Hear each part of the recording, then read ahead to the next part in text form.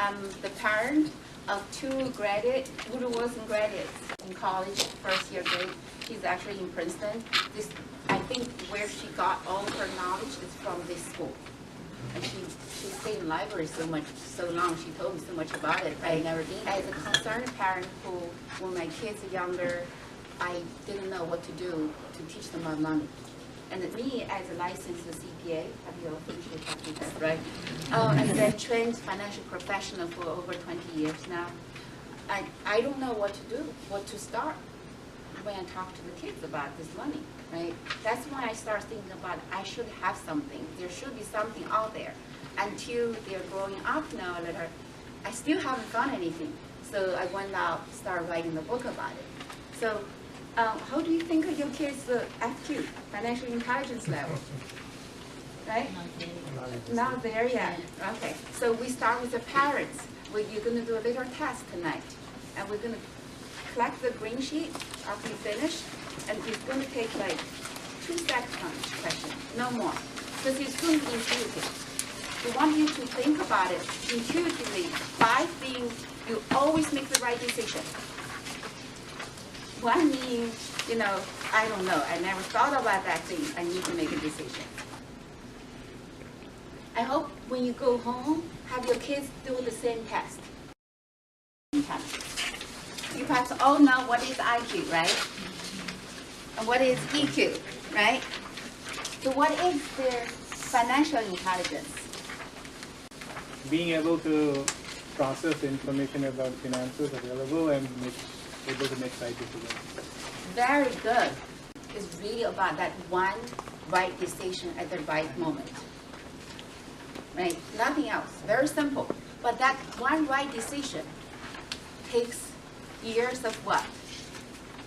Practice, accumulation of experience and knowledge, right? And habit. Right? That's why I want when you go home, have your kids do that test, also time it.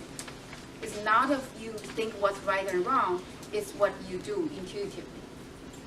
When you make that, swipe that card to buy that thing, it's pretty intuitive. Some people don't think too much about it, right? I heard from a client, this really shocked me because she has a niece, inherited about $60,000 from the grandma, right? And that she's the grandkid of the grandma, right? And then a month later, the niece came to her saying, "And I need to find a job." She's like, "You just got $60,000 from your grandma, right?" She's like, "Oh, I spent them all." She's like, "What did you do?" "I bought a car for my boyfriend." For a 90-year-old girl, that very well can happen, right? And that tells what? A lot. I worry about ever since they were little. Are they going to make the right decision at that moment? How I can prevent it? How I can, shape them and be very comfortable that they're going to make the right decision when the time comes. Right? We need to start early. And we look around, like when my kids are going to high school, like Alicia mentioned, they're going to have one personal finance course they take. It's like online course, 5 weeks. They pass all this test. When I ask them, what did you learn there? And they're like, oh, okay. When I mention some words, they're like, oh, is that mentioned in the class? What that mean? No, I don't quite remember. Right? So that's not enough because it's too short time. Right? So you've got to start really early and progressively to get them to get this habit. Right? So we look around, we know, we send kids to the right school, and we think, we're done. Right? But the school, what does school do? They have one course, right? That's good, better than nothing. But what else they do? They can't. They have the IQs they need to develop the kids, right? Get them all this jam up with all these exams, learning they need to. And these EQs they need to develop, we get them to learn piano, to, participate that activity, this activity, get them leadership up, thinking, right? Who's going to teach them about the financial matters? Where can they learn that?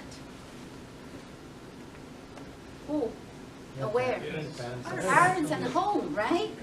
So you really, we as a parent, really have a lot to do in this matter. Because who's going to suffer if they don't do well? Yes, right? After they graduate from college, either they find a job, they don't like it, or they find a job with low pay, or they want to live in somewhere comfortable, they cannot afford it. So where do they go? Home, sweet home, right? So that's, we like them to as well. They want to. And not that because it's this last resort. So what can we do now?